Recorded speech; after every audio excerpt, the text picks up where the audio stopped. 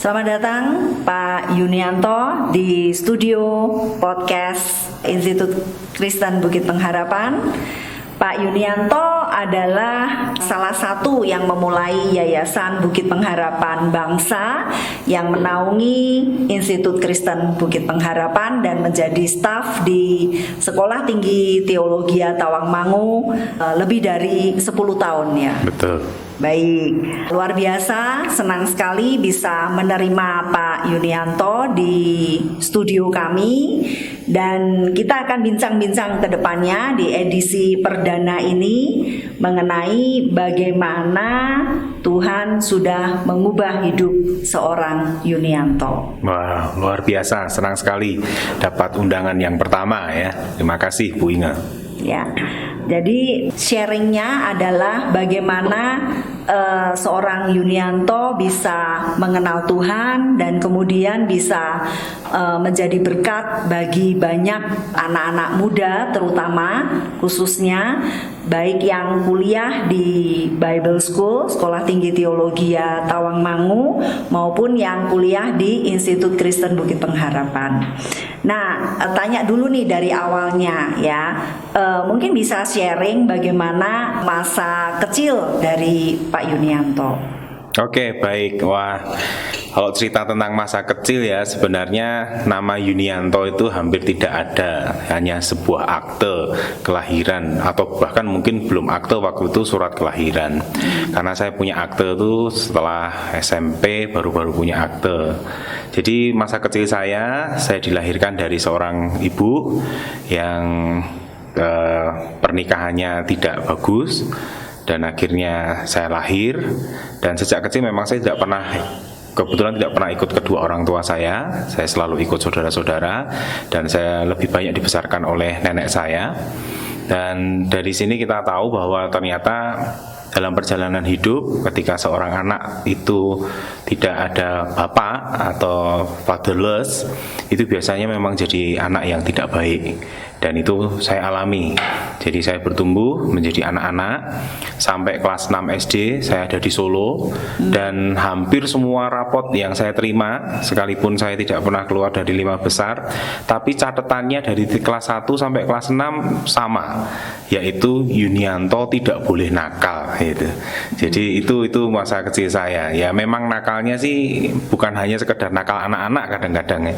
Nakalnya kadang-kadang sudah sangat keterlaluan begitu. Bahkan saking nakalnya saya harus berpindah-pindah ke keluarga yang satu kepada keluarga yang lain.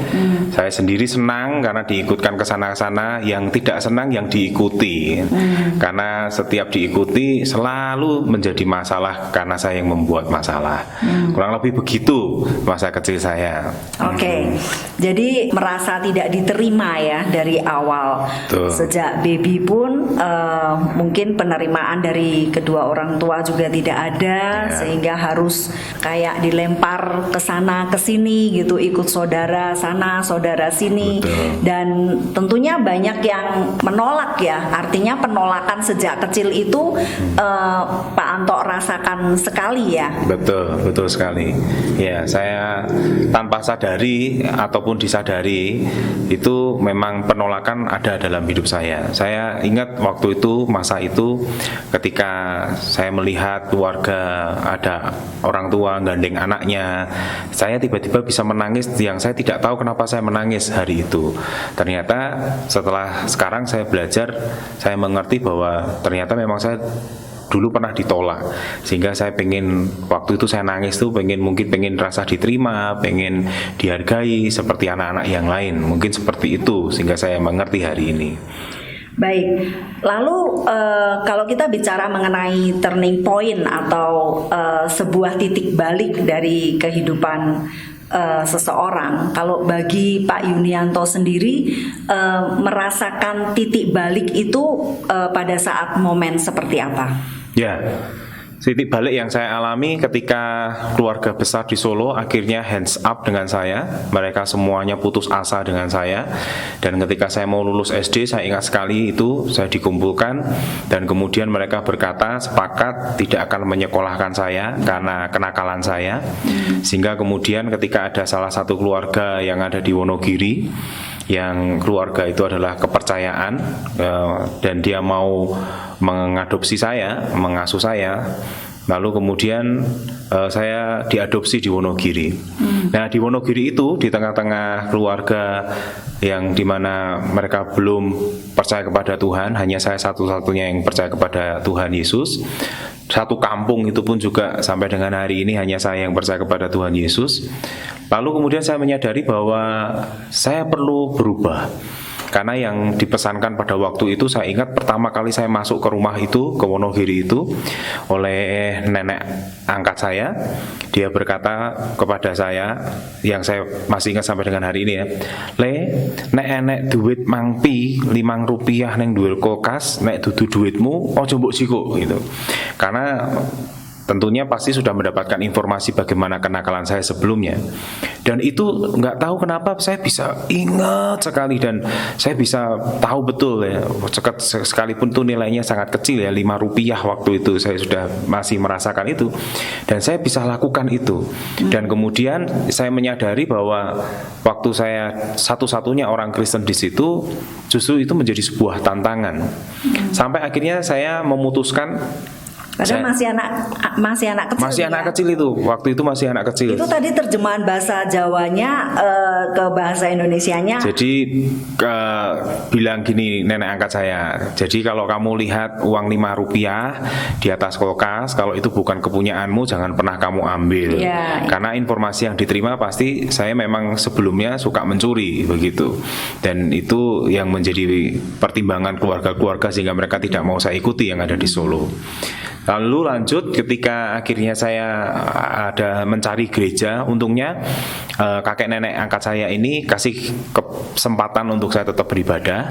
Jadi saya ada sebelah desa, saya tinggal di Josutan Selogiri, ada satu gereja di Gemantar, tetangga desa. Nah, di situ saya nggak tahu waktu itu saya bisa cinta sekali dengan gereja. Jadi saya bukain pintu gereja, saya nyapu gereja, nggak disuruh sama sekali. Dan setiap sore saya ada di situ, tiba-tiba saya nangis, tapi saya nggak ngerti saya ini kenapa kok menangis. Terus saya itu sayang banget gitu. Saya pernah sekali yang akhirnya saya punya pengalaman yang ya boleh dikatakan supranatural. Ketika waktu itu saya berkata kepada diri saya, Tuhan, saya pengen punya bapak gitu. Dan itu saya ingat waktu di gereja itu saya nangis sejadi-jadinya, dan seperti ada suara bahwa mulai hari ini aku yang akan menjadi bapakmu gitu. Dan itu suara, saya yakin itu suara dari Tuhan. Dan sejak itulah kemudian saya mengambil keputusan untuk saya ikut Tuhan. Sehingga kemudian di kelas 3 mau naik kelas 1 SMA, tepatnya tanggal 16 Juli tahun 1995, saya mengambil keputusan dibaptis. Baptisan itu sendiri juga menarik pengalamannya. Pada waktu itu saya harus mengalami satu momen yang tidak baik ya, karena pada waktu itu keluarga-keluarga juga merasa keberatan kalau saya dibaptis dengan cara ditenggelamkan dan lain sebagainya, sehingga sempat terjadi ya perguncingan begitu. Cuman saya tetap mengambil keputusan. Intinya keluarga ada yang tidak setuju, Mas Antoni. Ada tidak setuju kalau saya sungguh-sungguh di dalam Tuhan. Itu akhirnya tetap saya lakukan, dan saya dibaptis di Waduk Gajah Mungkur. Jadi di tengah-tengah danau waktu itu, waduk itu. Baik, oke. Kemudian dari situ, dari SMA membuat keputusan untuk studi sekolah tinggi teologi ya, betul, bahkan ya. Betul. Jadi Pak Yunianto ini dari hopeless, sekolah aja tadinya hampir tidak disekolahkan ya, oleh keluarga tidak didukung, tapi akhirnya justru mengalami sebuah panggilan Tuhan, dan akhirnya malah memutuskan sekolah S1 ya di STT, sebuah sekolah tinggi teologi di Tawangmangu. Lanjut S2, kemudian saat ini juga sedang melanjutkan S3 bidang teologi ya. Nah, kira-kira siapa nih bagi Pak Anto yang menjadi orang-orang yang berjasa di dalam hidup Pak Anto? Ya, Perjalanannya tidak mudah pada waktu itu ya Bu Inga ya. Waktu saya akhirnya mengenal Tuhan, saya ingat betul itu semangat api mula-mula. Jadi kemudian pertama kali dalam sejarah mungkin saya bisa membentuk sebuah persekutuan SMA Kristen se-Wonogiri, se-Kabupaten Wonogiri, yang waktu itu dihadiri kurang lebih sekitar 500 sampai 600 anak-anak muda pada waktu itu, di masa itu tahun 98 kalau tidak salah. Nah kemudian waktu saya ingin lulus di SMA, saya ingin mengambil keputusan untuk sekolah teologi, satu-satunya yang memberi dukungan itu cuma kakek saya yang punya kepercayaan kepada Tuhan Yang Maha Esa. Jadi waktu itu kakek saya berkata, kamu punya pilihan hidup, jadi kamu bisa menjalani pilihanmu gitu. Cuman keluarga besar saya tidak ada yang setuju, kembali lagi, apalagi kalau itu sekolah kependetaan. Sehingga pada waktu itu mereka juga sepakat, dan pengalaman yang akhirnya saya alami lagi ketika mereka berkata, naik kuliah, kalau kuliah yang bukan jurusan yang kami setujui, berarti kamu cari biaya sendiri. Tapi karena saya merasa itu panggilan Tuhan, ada satu nama yang boleh menjadi pengaruh dalam hidup saya. Ada beberapa nama, tapi ada beberapa orang. Ya, salah satunya ada nama Pak Bambang Sulistyo dengan keluarga besarnya. Kemudian ada Bapak Paulus Sutrisno almarhum dengan keluarga besarnya yang membimbing, yang mengasuh saya sampai akhirnya saya mengenal Tuhan. Dan akhirnya saya lulus tes di Tawangmangu dan diterima di Tawangmangu. Nah waktu itu di Tawangmangu memang ada sponsorship, cuman waktu itu saya merasa percaya diri saja dengan biaya sendiri. Tapi ternyata memang 3 bulan, saya ingat betul itu 3 bulan ketika peraturan di sekolah ini tidak bisa bayar, itu harus pulang Bu, harus cari sponsor atau harus pulang. Itu saya alami. Jadi dikasih 1 minggu, kemudian saya suruh cari sponsor. Saya ingat betul saya dan mendatangi gereja-gereja. Ya saya nggak sebut gerejanya, tapi gerejanya ketika saya mau ketemu penjaganya gereja selalu berkata, sudah janjian belum? Ketika saya bilang belum, maka sulit sekali ketemu pendeta itu. Sampai akhirnya saya memutuskan untuk minta pertanggungjawaban kepada ibu saya yang masih hidup waktu itu. Jadi waktu itu ibu saya tinggal di Magelang. Ini juga pengalaman yang saya alami. Dicari ya? Saya cari Bu, saya cari di Magelang, dan waktu saya cari di Magelang sudah ketemu alamatnya. Saya ingat betul itu perjalanan di Magelang itu bisa lewat 2 jalur, jalur Salatiga dan jalur Jogja. Saya lebih suka dari Salatiga karena itu sejuk seperti tempat saya sekolah waktu itu di Tawangmangu, lewat Kopeng. Nah waktu di Kopeng itu saya tahu betul di tengah-tengah saya harus ditolak, saya harus mencari sponsor, saya cari ibu saya. Itu saya betul-betul mendengarkan satu suara audible yang sangat jelas sekali. Datang ke orang tua, tidak boleh cerita tentang masalahmu, habis itu pulang. Aku akan tunjukkan perkara besar dalam hidupmu.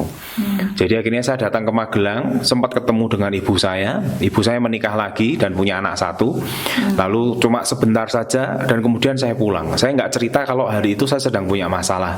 Saya nggak cerita kalau hari itu saya sedang akan dikeluarkan dari sekolah.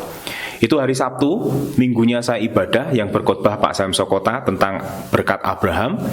Dan di situ kemudian ada satu statement yang saya ingat, jika Tuhan yang memanggil, Tuhan yang bertanggung jawab. Jadi kemudian saya pegang, saya nangis di ibadah itu.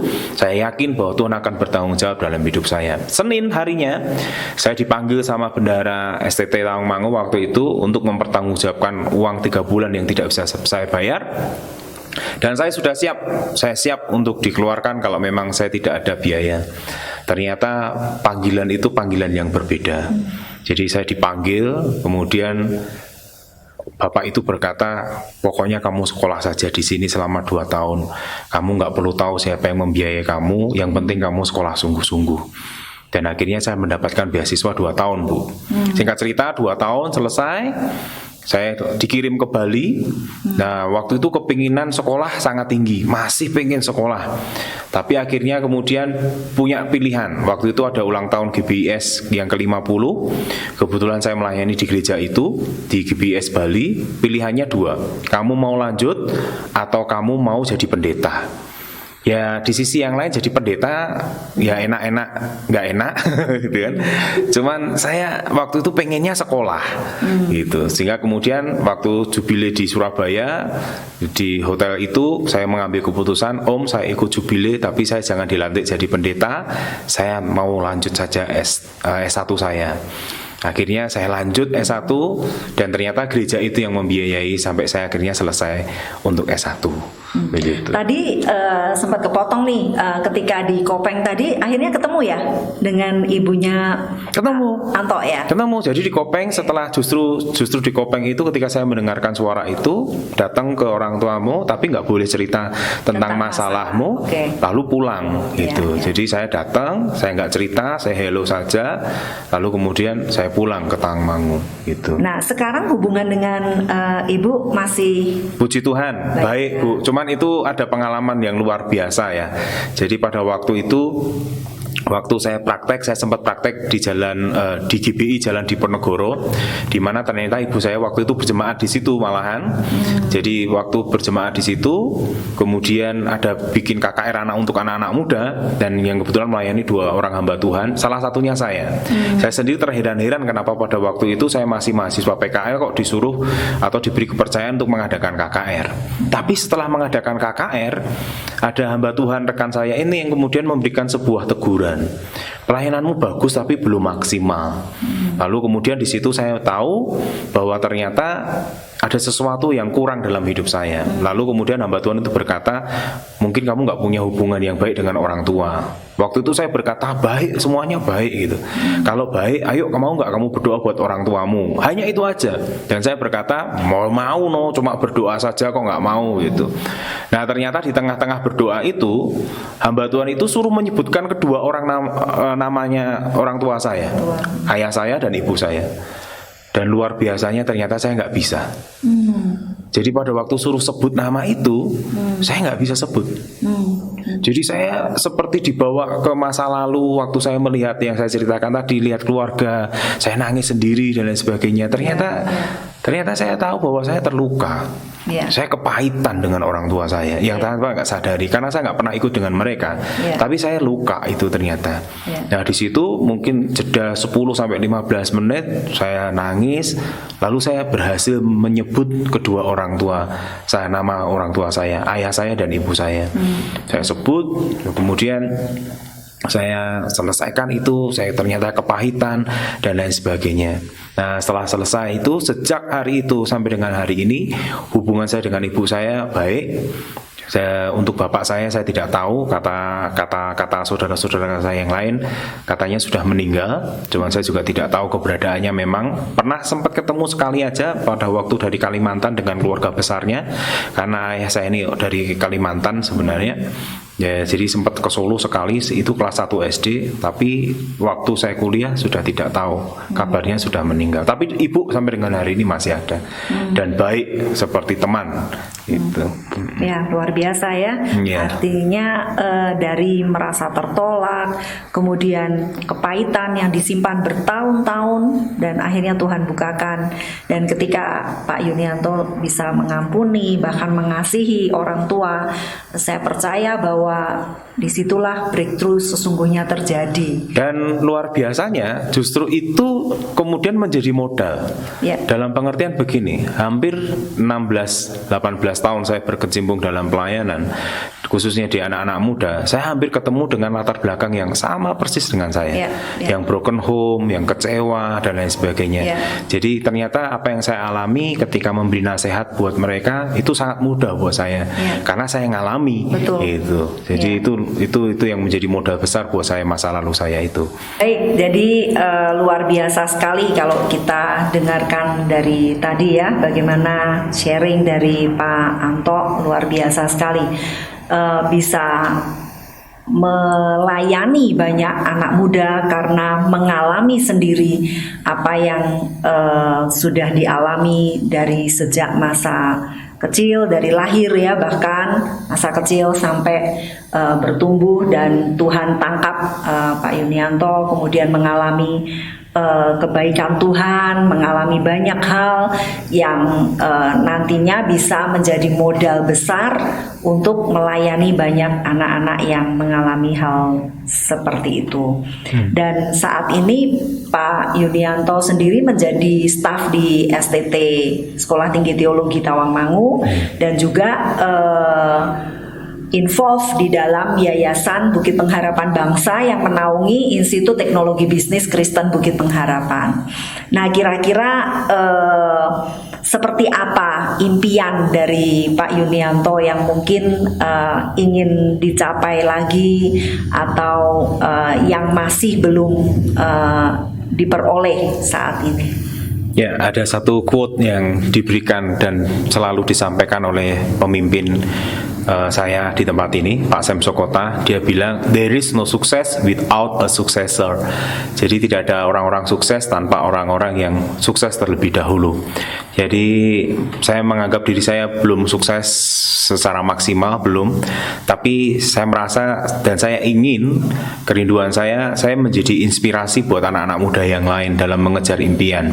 Artinya masa depan kita, masa lalu kita yang suram, yang kelam itu tidak sama sekali untuk menjadi hambatan, dan latar belakang keluarga kita yang seperti apapun itu tidak menjadi hambatan untuk kita boleh meraih kesuksesan yang sudah Tuhan taruh di depan gitu. Sehingga saya pengen menjadi inspirasi buat mereka. Itu impian saya. Sebab saya, keberhasilan saya adalah ketika saya melihat anak-anak muda yang ada di bawah saya, mereka lebih berhasil dari kehidupan saya. Itu adalah keberhasilan saya.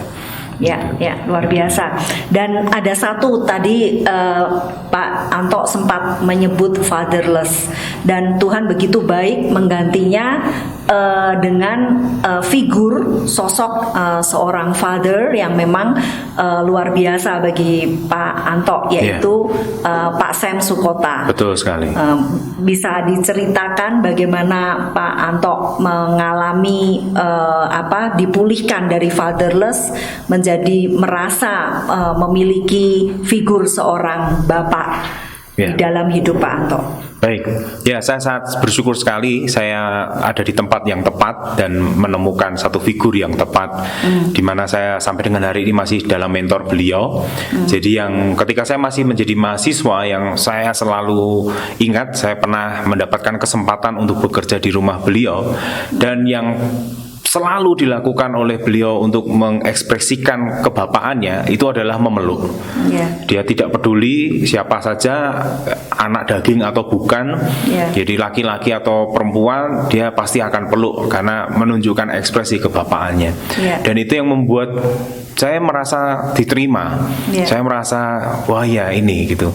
Dan apalagi kemudian dikasih kesempatan, satu rekan kerja sekarang di bawah beliau, dan beberapa kali dapat kesempatan untuk secara pribadi bersama-sama dengan beliau, satu mobil dengan beliau. Ada begitu banyak nasihat yang diberikan kepada saya, ada begitu banyak bimbingan-bimbingan mana yang boleh dan mana yang tidak boleh yang harus saya lakukan. Itu semakin membawa saya ke level yang lebih tinggi untuk mencapai level kerohanian sebagai bapak gitu. Begitu Bu. Luar biasa ya. Amazing sekali bahwa kita membuktikan bahwa Allah kita turut bekerja dalam segala hal untuk mendatangkan kebaikan bagi kita, anak-anaknya. Jadi son and daughter of destiny seperti tema podcast kita, bagaimana Pak Yunianto dari seorang anak yang tertolak, yang sebenarnya tidak ada harapan lagi, bahkan untuk sekolah tidak punya harapan, tetapi sekarang bisa melayani banyak anak-anak muda, generasi muda, bahkan beliau diberi kesempatan untuk bertemu dengan figur ayah di bumi ini ya, dan mengalami kasih seorang bapak dan bisa bersekolah sampai S3. Luar biasa sekali, bukankah Tuhan itu baik ya bagi Anda dan saya. Baik, saya pikir cukup untuk podcast kita hari ini. Saya percaya bahwa sharing dari Pak Anto akan menjadi berkat bagi kita semua. Salam dari Tawangmangu.